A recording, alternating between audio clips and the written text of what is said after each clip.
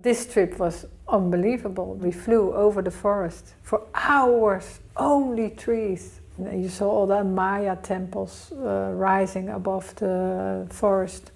In a few hours I was from a city, first world, somewhere in a beautiful, beautiful landscape.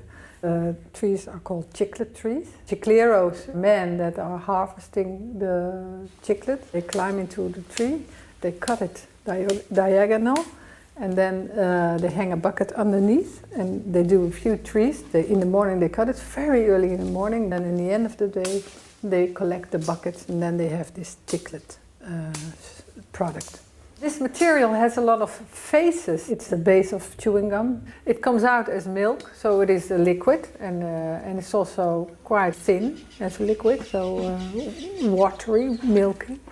And then they cook it, pasteurize it, and pour it into bricks, and the bricks are powdery, are dry like earth. We received this brick and we cooked it again, and then it starts to be clay, so it's very more like the way we know chewing gum. So it's kneadable, and you can really work with it.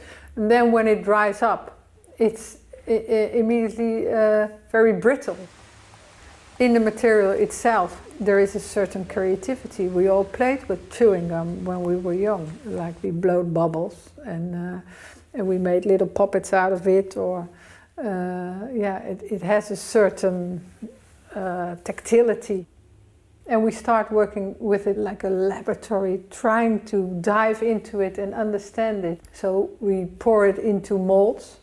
What didn't work, because it all sticks, you couldn't get it out. You couldn't get it out of plastic, you couldn't get it out of plaster. We made molds out of ice, because then we let the ice melt.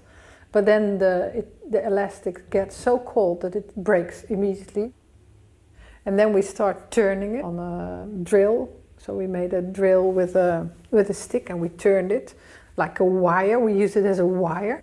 We also use it as a binding to keep products together, as a tape. But as soon as it is on, it cracks because it shrinks.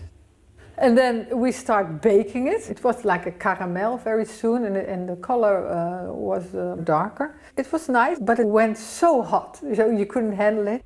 I really still don't know what to do with this material. It was really nice to have an alien in the house. How often do you find a material what is still a secret? And we really invest a lot of time in it. In the end, there is not a defined product. What we did is we show here all the possibilities, what you can do with it.